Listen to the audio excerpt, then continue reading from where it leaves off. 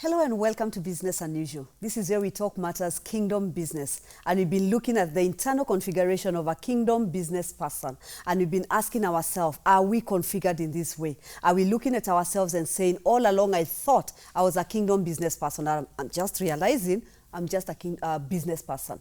Now, when you talk about these business people, we are saying that we need a lot of change, a lot of upgrade, a lot of paradigm shift so that we can align ourselves with what heaven is defining as a kingdom business person. My name is Susan Opio. And my name is Charles Opio. And we continue looking at a kingdom business person. Now, when you talk about a kingdom business person, you're talking about a new breed of kingdom-minded business people who can be entrusted with heaven resources. And this generation must arise now. Heaven is looking for a people that can encode in themselves principles of heaven and drive them in the earth. And as is normal with how God operates, when we say that a new kingdom business, a new breed of kingdom business people must emerge, note the term emerge, not be created. They already exist. See, the way God works, there's no season that comes that God has to now go and look into the creative drawer and create a certain group of people. Or an emergency where he must now go and pull some people out. Many times, there are people who were already processed by God. But by the time they arrive, is when they realize why. We see that in Scripture. You see, Esther thought she was just Esther. Until Mordecai said, you're in the kingdom for such a time as this. So when she was going through the preparation, she might not have known. Because God has an end. Therefore, you go through a process. Even as a kingdom business person, you've been going through a process. Maybe you've even failed in business. You've been accused. Your reputation. All these things, God works with them and says, you know what? These things will prepare you. They'll strengthen you. I was preparing you for something. So when we say emerge, simply means made visible. This is your season. This is the season where they become prominent, they become visible, they become active. It's almost like when the weather changes, certain plants thrive. Oh, yes. It's like the environment has changed for their thriving. Any other time, they would not have thrived. They would not have fitted into any other season. So somebody can say, like Esther, I'm in the kingdom for such a season as this. Such a time. There's a new season in God, and in this season is a season that calls forth the me in me. The kingdom business person. Now, when that begins to happen, we talked about them being kingdom business, kingdom-minded business people. Notice the emphasis in hierarchy. Not kingdom business people. Kingdom-minded business people. Now, that term is not the term church-minded. Let's talk about that. Let's talk about that. That is not the term mission-minded. That's not the term evangelical-minded, because over time, we've always assumed that any level of kingdom business functionality has to do with building a church. Has to do with following some evangelical mission. Has to do with that. Now, let's elevate. It has to do with, listen, you're dealing with systems that are running the earth. Okay? The systems that are running the earth are all influenced and driven by mammon. Every single system we know, whether education is driven by mammon. What is the end point? Money, slaves, remove God. That's what we talked about before, that mammon is seeking to make you a slave. To replace God in your mind. And to make money the top of your hierarchy. Thank you. So a kingdom business person must be able to discern between those two paths. That's the first thing. It means you can see that you do not take opportunities because of money, but neither do you miss opportunities of money. Say that again. So this is where it gets tricky. We are not looking for poverty-driven people. They will not help the kingdom. We're not looking for people who do not know the value and importance of money. But we're looking for people who are not driven by money, but people who can channel money. And I hear you talking about kingdom being global, not local. So for an example, we are looking for somebody who, in terms of education, will think of funding a university of creativity. That's a kingdom business person. Where you're churning out people who will find their destiny in God and create things in the earth, even inventors, out of universities. Yes. People will create cures without profit. People will create solutions that change lives. Yes. So, do you know, to set that up, how many millions of dollars are needed? That's a kingdom-minded business. Of course, we are seeing some people imagine now where you see somebody who buys out a whole company so that they can come and open source it. Exactly. Where they are saying this is not about us, it's not about exclusivity. Yes. Now, when you make something open source, you're already saying, I have gone beyond money. Exactly. I'm not controlled by money. So what does that also tell you? Yeah. That a lot of the kingdom-minded business people may not be accounted for by your local church community. They may not be part of the relationships you know. Yes. But that doesn't mean God is not operating with them. I remember God telling Elijah that I have 7,000 who have not bowed. Absolutely. By the end of that chapter, of that book, he never revealed them. Never. God has 7,000 who have not bowed. Exactly. Now, what we don't understand is that the 7,000 were not prophets. Yes. The 7,000 were people in the kingdom in the different arenas. Exactly. Where God says when it comes to, like now, search for cures, I have 7,000 who have not bowed. When it comes to setting up military or governance or education, I have 7,000 who have not bowed. Exactly. Yeah. And do we have seed people in the earth today who, when I say seed, it's like a first group, a picture of the future, who exist today in our environment that we did not know were kingdom people. I'll mention two because it is public knowledge. Yes. This information is even in the media, you'll find it. Okay. One is an interesting lady. I can't remember her name immediately, but she's the founder and creator of what we all know as HTC, the mobile company. Yes. The HTC mobiles and tablets and so on. She's from Taiwan, but she's a believer. Oh, yes. 100% believer, kingdom, and if you go and study her, please go look her up, see what she does with the money. That's a kingdom-minded person. Yes. See how many scholarships she has provided, how many people she's empowering. That's what we're talking about. So kingdom business is about humanity, not about self. Exactly. When you hear of somebody being raised as a kingdom business person, or what we say that kingdom-minded is somebody who has gone beyond self. I do not see myself as the owner of business and all the profit is about me. How much can you take as an individual? In fact, she's actually quite amusing. If you read her story, she's a very interesting person. They say she has never traveled business class. How does that make sense? And is it wrong to travel business class? It is not. It's just that she sees no value. Now, we're not saying that that proves she's a good person. Yes. We're not focusing on that side of her.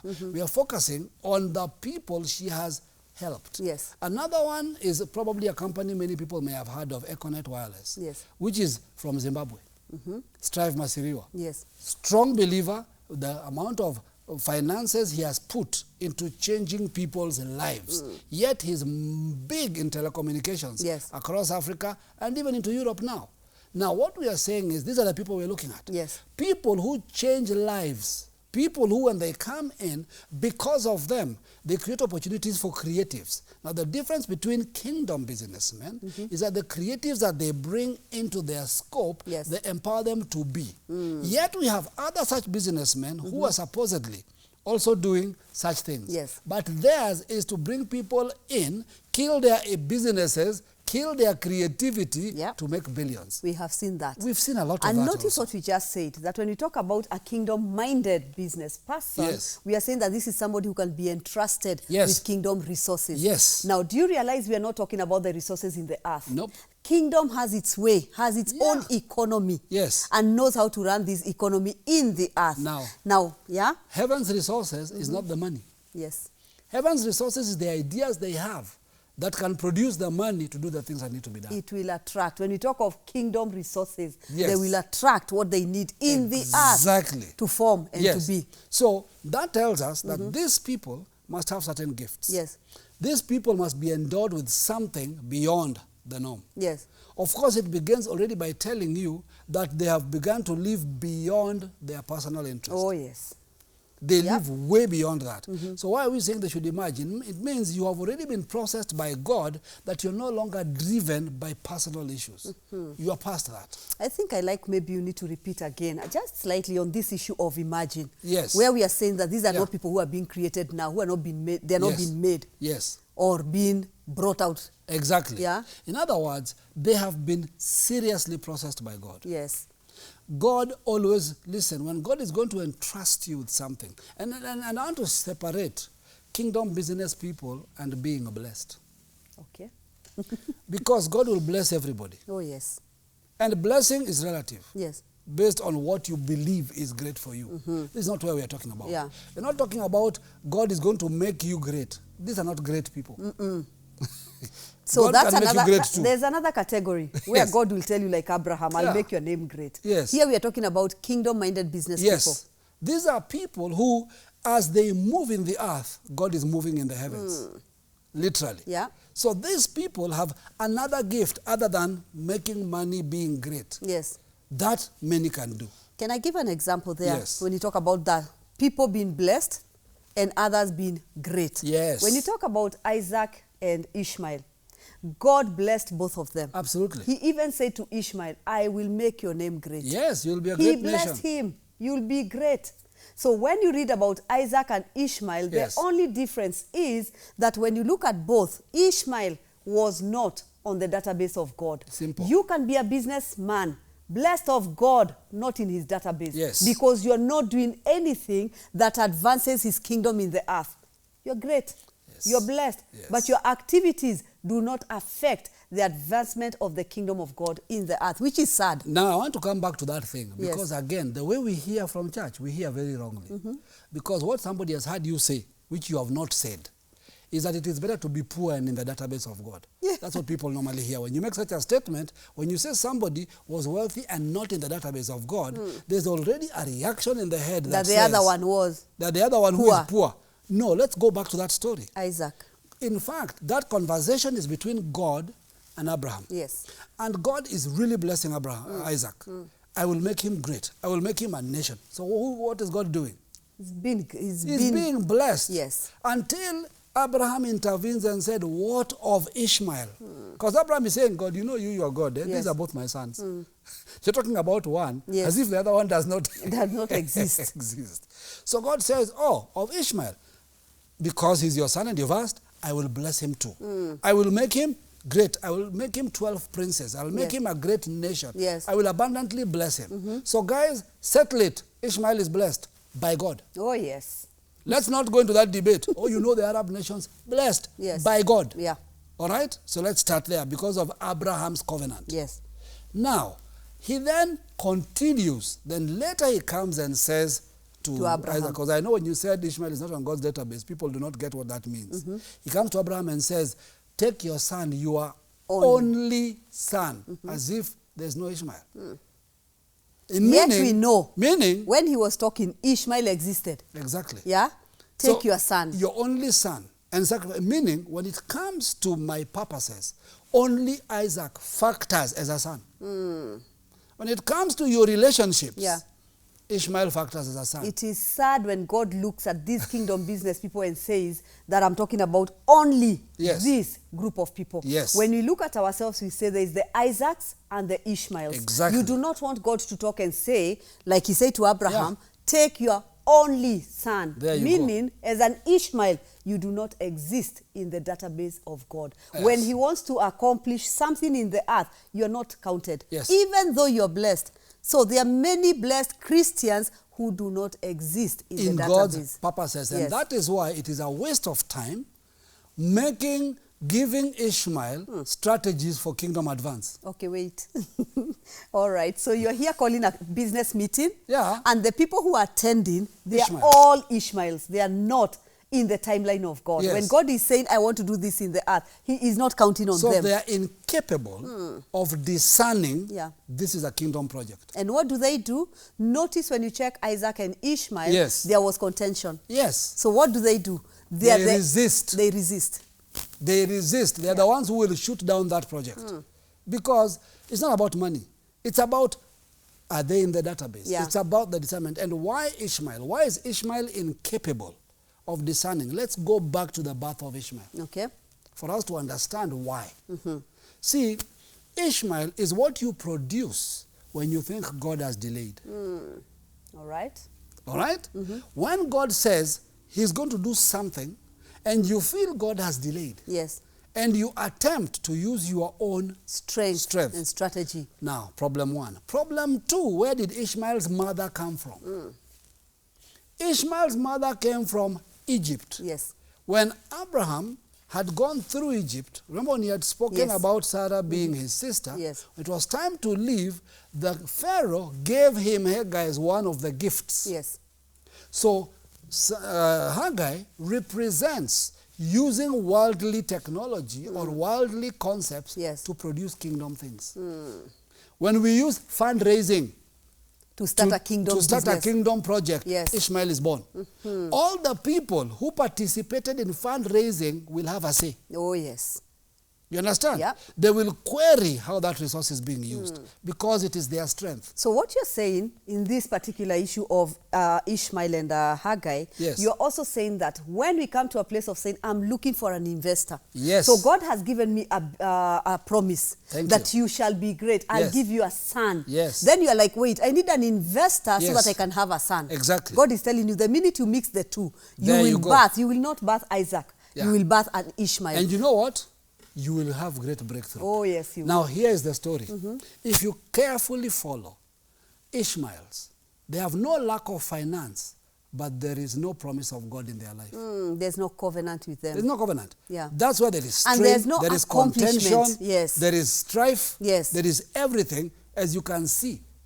So the problem is this, is that the kind of people we're talking about must be able to discern between those two patterns. So when we talk about kingdom-minded, we are saying that these are people who are processed by God. Yes. You can look at your business and say, by looking at what I'm doing today, I can already tell this is an Ishmael. Yes. I have no covenant with God in the activities in the earth. Yes. What I'm doing today, yes, I am blessed. I can even give a testimony that this is God who did this. Yes. And we are saying, yes, it's true. Yeah. But the question is, Isaac is here to accomplish something in the earth. Exactly. Is your business accomplishing anything? So you are so blessed that you even make decisions of what to do. Exactly. You are the kind who now come and tell the pastor in the church that we need to do something. Exactly. This is how we need to do it. Why? Because Ishmael does not know what God is doing. Yes. So he feels, I have wealth, I have money, I need to do something. He comes with his own plan. Absolutely. Now, woe unto you if you follow the plan of Ishmael. Because Ishmael will always try to adjust the pattern of God.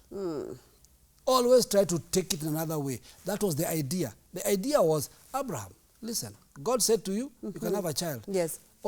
God said to you. God didn't say you and me, Sarah. Yes. God said you. Yes. So even if we take Hagar, it is still you.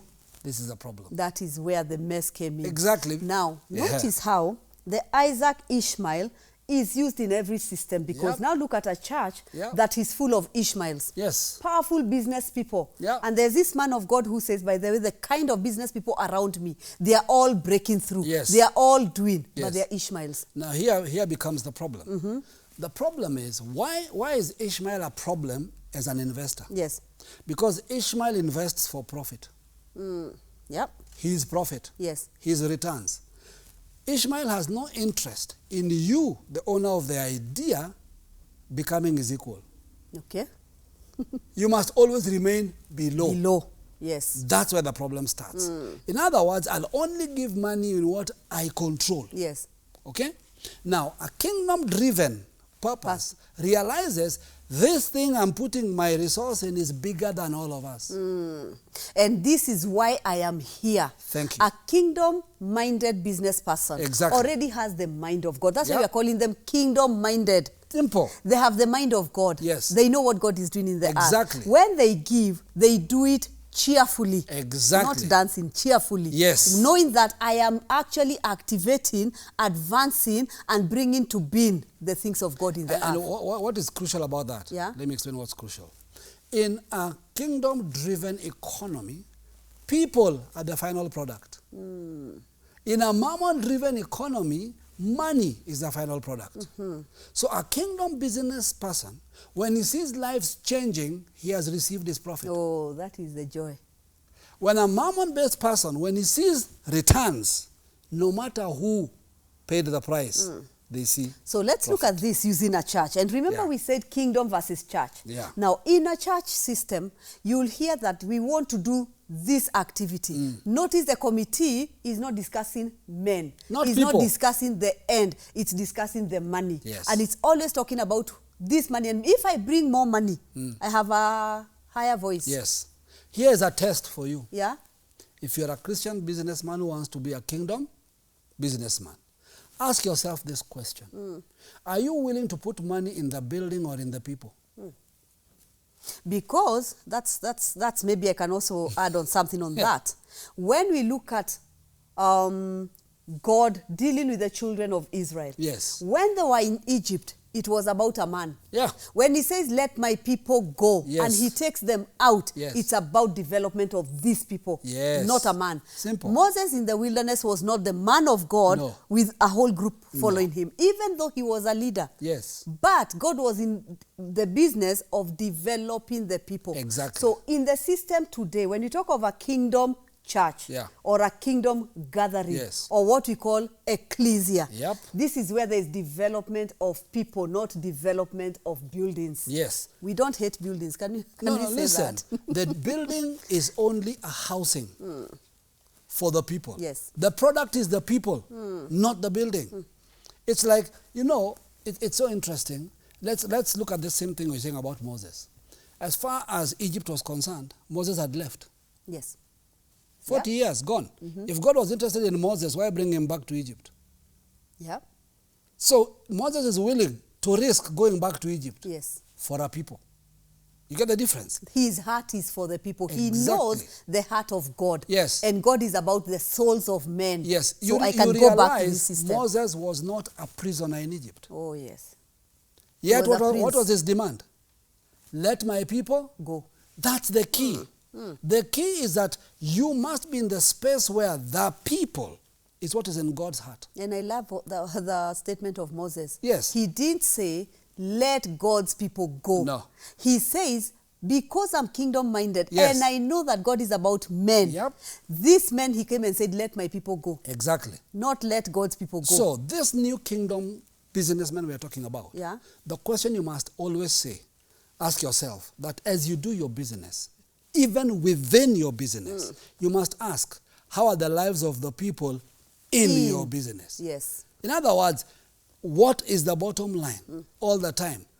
Money, listen, God has no problem with money. God can increase it as much as possible, but God only places as much value in money as the lives changed. So you would rather have 2 employees paid very well, their lives changing. Their lives completely changing. And their lives affecting others outside your organization. Than having 10 people with a minimum, but you are making profit. In other words, you, the owner, overseeing everybody, you are okay.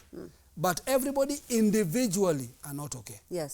Do you realize you can't do that if you're not kingdom-minded? Simple. When you come to a place of kingdom-mindedness is where we are saying that you have the mind of God and you know that it is about the people. So when you are starting a business, or if right now you're listening and you're saying, I'm a church business person and I want to go into kingdom, you can't just cross over because you've had a message. There's an internal configuration that makes you know that men are more important than the money we are making.